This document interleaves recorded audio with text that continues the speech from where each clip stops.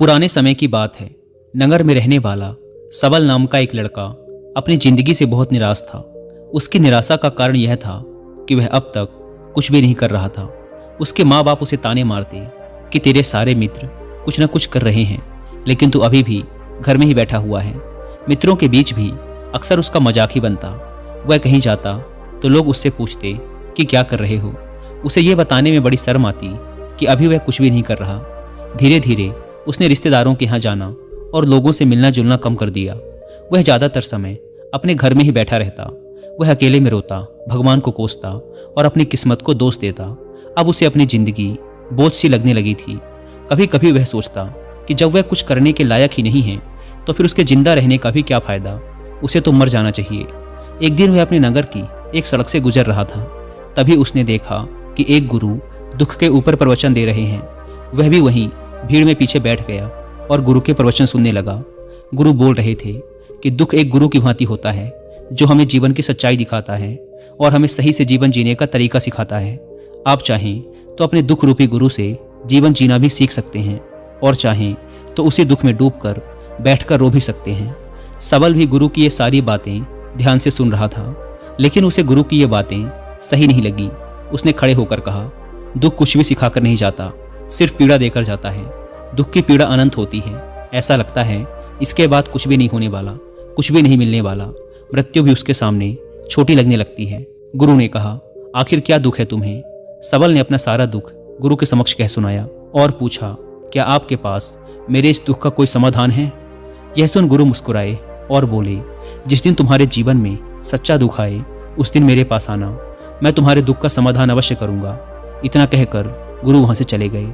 सबल ने सोचा, क्या मेरा दुख सच्चा नहीं है? क्या जिस दुख से मैं गुजर रहा हूं वो झूठा है? कोई भी मेरे दुख को नहीं समझ सकता। जब माँ बाप नहीं समझ पाए तो गुरु क्या समझेंगे? अपने दुखों से परेशान होकर सबल ने एक निर्णय लिया कि अब वह कुछ करके दिखाएगा। उसने एक छोटा सा व्यापार शुरू किया, लेकिन उसमें उसे सफलता नहीं मिल रही थी। पर उसके घर वाले खुश थे कि वह कुछ तो प्रयास कर रहा है।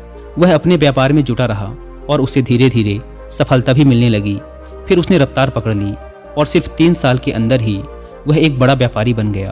अब सबल के चारों तरफ ऐसे बहुत से लोग थे जो उसकी चिंता करते थे, उसे पसंद करते थे, उसके काम की प्रशंसा करते थे। अब उसके घर वाले भी उसकी प्रशंसा करते नहीं थकते थे। दिन प्रतिदिन उसके मित्रों की संख्या बढ़ती जा रही थी। अब वह अपनी जिंदगी से बहुत ही खुश था।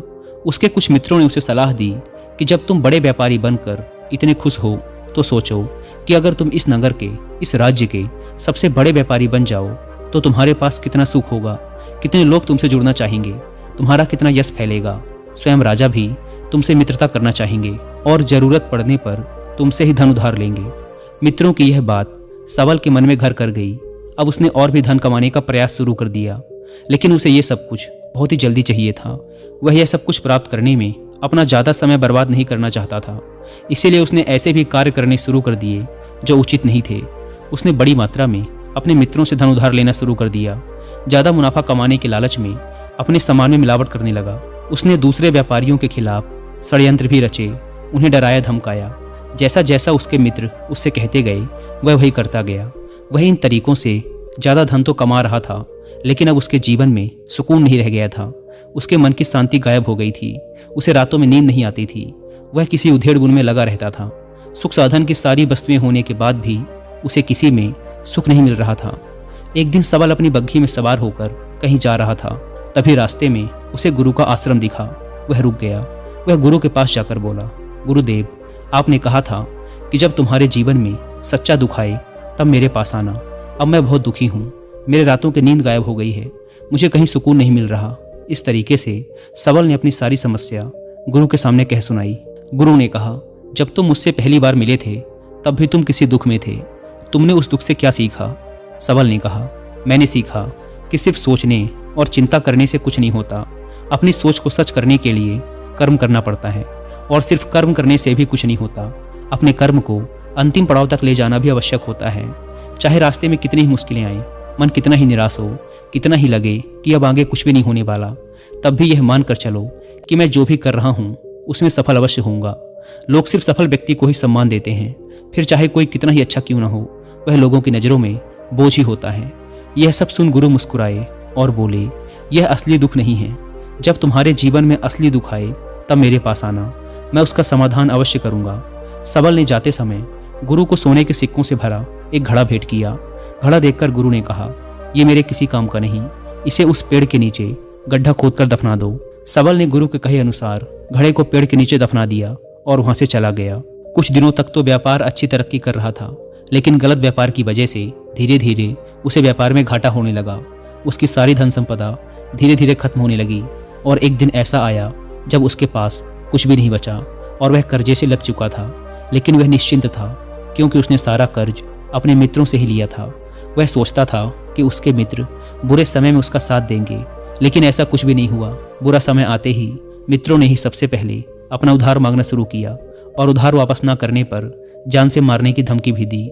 उसके शुभचिंतक, उसे चाहने वाले सब उससे दूर हो गए। उसके वो मित्र जो उसके साथ मौज मस्ती किया करते थे अब उससे दूर भागने लगे। उसके परिवार वाले उसे उसकी गलतियां और कमियां गिनाने लगे। उसकी सारी संपत्ति नीलाम हो गई और उसके पास कुछ भी नहीं बचा। उसने अपने पिता से सहायता मांगी तो पिता ने कहा, मेरे पास ये थोड़ी सी ही संपत्ति है, अगर मैं ये भी तुम्हें दे दूंगा तो तुम्हारी माँ को कहाँ रखूंगा। ये संपत्ति ही हमारा आखिरी सहारा है। सबल के भीतर बहुत गहरा दुख था। उसके आसपास ऐसा कोई भी नहीं था जो उसके दुख को समझ सके, उसे संभाल सके। लोगों से मिले इस धोखे और विश्वासघात की वजह से वह अंदर तक टूट गया। उसे लगने लगा, अब जीने का क्या मतलब, अब तो मृत्यु ही एकमात्र सहारा है। वह आत्महत्या करने एक पहाड़ी की तरफ जा रहा था कि तभी उसे याद आया, गुरु ने कहा था, जब तुम्हारे जीवन में असली दुख आए तब मेरे पास आना।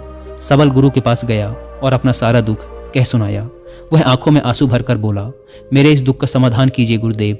गुरु ने कहा, जब तुम्हारे जीवन में असली दुख आए तब मेरे पास आना, मैं उसका समाधान अवश्य करूंगा। सबल ने कहा, क्या अभी जो मेरे जीवन में घट रहा है वो दुख नहीं है? आखिर असली दुख होता क्या है गुरुदेव? गुरु ने कहा, सबसे पहले तुम ये बताओ कि तुमने अपने इस दुख से क्या सीखा।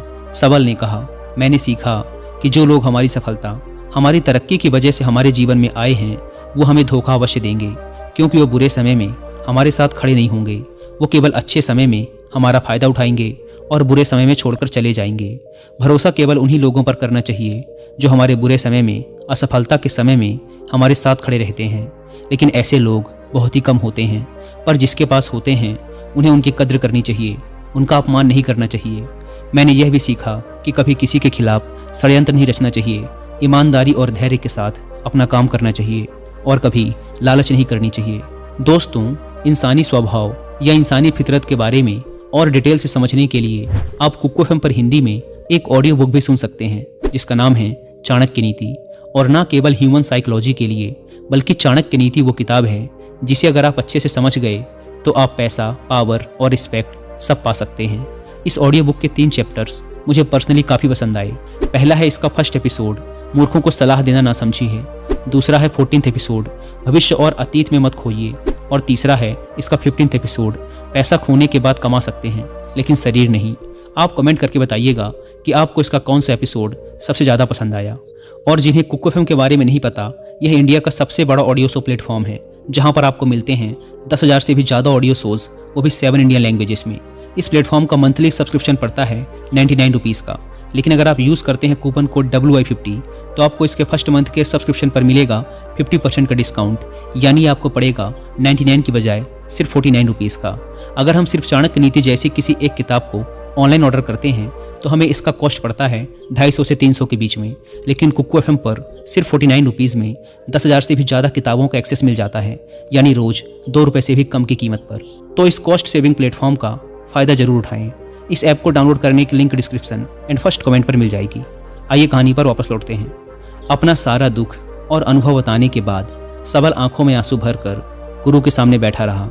थोड़ी देर बाद गुरु उठे और उस पेड़ के नीचे गड्ढा खोदकर वह घड़ा बाहर निकाला जो सोने के सिक्कों से भरा हुआ था, और उसे सबल को दे दिया और कहा, जब तुम्हारे जीवन में असली दुख आए तब मेरे पास आना। सबल ने गुरु को धन्यवाद दिया और उन्हें प्रणाम कर वहाँ से चला गया। उसने उस धन से एक छोटा व्यापार शुरू किया। अब वह एक छोटा व्यापारी बनकर भी खुश था। उसने पूरी लगन और ईमानदारी से व्यापार किया। देखते ही देखते वह अपने नगर का फिर एक बड़ा व्यापारी बन गया। उसका जीवन खुशियों और सुविधाओं से भर गया। लेकिन कोई कितना भी अच्छा हो, कितना भी अच्छा काम करे, दान करे, पुण्य करे, लोगों की मदद करे, लेकिन जीवन में दुख तो आता ही है। तो सबल के जीवन में भी दुख आया। उसके माता पिता की मृत्यु के रूप में। वो दोनों एक ही दिन मृत्यु को प्राप्त हो गए। सबल अपने माता पिता से बहुत प्रेम करता था, इसीलिए उसे उनकी मृत्यु से बहुत गहरा आघात पहुंचा। वह उन दोनों के पार्थिव शरीर को शमशान घाट ले गया, जहां उनकी अंतिम क्रिया की गई। वहां उसने अपने माता पिता के शरीर को जलते हुए देखा तो उसका मन बेचैन हो गया। उसके अंदर बहुत से प्रश्न उठने लगे। वह घर वापस आया तो उसने अपने माता पिता के घर और संपत्ति को देखा, जिसके लिए उसके पिता हमेशा लड़ते रहते थे। आज वो लावारिस पड़ी है। आज उसकी देख रेख करने वाले, उसके लिए लड़ने वाले इस दुनिया से ही चले गए। उसके पिता ने जो भी कमाया था, जो भी बनाया था, वो सब यही रह गया था। एक दिन पहले तक किसी से भी अपनी संपत्ति के लिए लड़ जाने वाले उसके पिता आज खुद इस दुनिया से अलविदा हो गए थे। उसका मन इसी तरह के अनेक विचारों के भंवर में फंसा हुआ था। उसे अंदर से अकेलापन और डर महसूस हो रहा था। उसे कुछ खालीपन सा महसूस हो रहा था। उसे लग रहा था कुछ तो है जिसे वो समझ नहीं पा रहा। इसीलिए वो गुरु के पास गया। उसे देखते ही गुरु ने कहा, क्या जीवन में कोई दुख है? सबल ने कहा, वैसे तो जीवन में कोई दुख नहीं है गुरुदेव, सब सुख है, सब अच्छा चल रहा है। लेकिन आज मेरे माता पिता की मृत्यु हो गई। इस घटना से मेरा मन बहुत दुखी और बेचैन है। गुरु ने कहा, इसमें दुखी होने वाली कौन सी बात है? एक दिन तो सभी के प्रियजनों को मरना ही है। हमेशा जीवित ना तो कोई रहा है और ना ही कोई रहेगा। एक दिन तो तुम्हें भी मरना ही है। हो सकता है कल ही मर जाओ या आज भी मर सकते हो। सबल ने कहा, ये आप क्या कह रहे हैं गुरुदेव कि मैं भी मर जाऊंगा? पर मैं तो अभी जवान हूँ। गुरु ने कहा, इस भ्रम में तो सभी जी रहे हैं कि मृत्यु दूसरों को आती है, बूढ़ों को आती है। लेकिन बूढ़ों के सामने ही जवान मर जाते हैं, बच्चे मर जाते हैं। मृत्यु का किसी की उम्र से कोई संबंध नहीं। यह तो सबको अपना ग्रास बना लेती है। गुरु की यह बातें सबल के मन में घर कर गई और वह चुपचाप वहां से चला गया। लेकिन उसका मन अब भी बेचैन था, अब भी अशांत था। वह कुछ खालीपन सा महसूस कर रहा था। वह पूरे दिन अपने बारे में ही सोचता रहता कि वह कौन है, इस दुनिया में क्यों आया है, क्या सिर्फ चीज़ों को उपभोग करना और मरना ही जीवन का लक्ष्य है?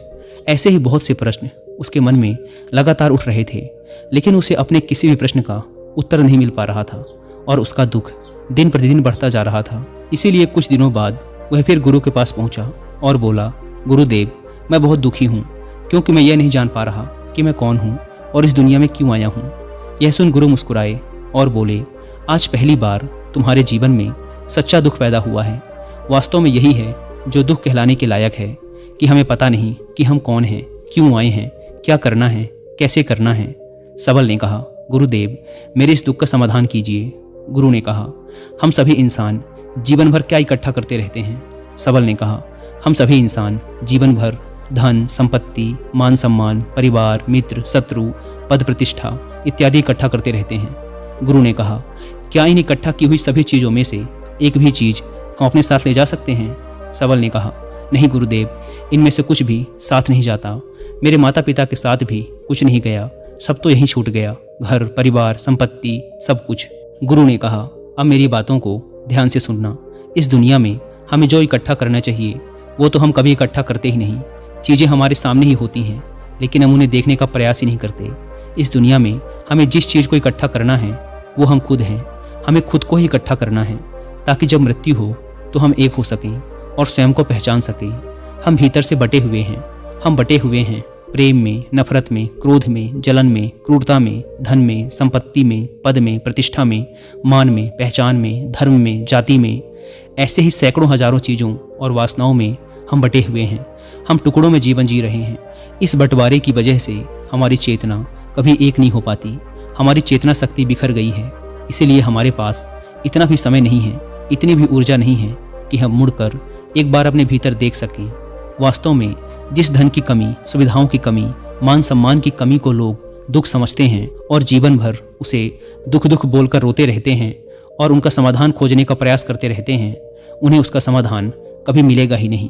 क्योंकि जिन्हें लोग दुख कहते हैं वो असली दुख है ही नहीं। वो तो सिर्फ इंसान की चाहत है, उसकी इच्छा है, जिसकी पूर्ति कभी नहीं की जा सकती। इसीलिए यहाँ व्यक्ति को ऐसे दुखों का कभी समाधान मिला ही नहीं।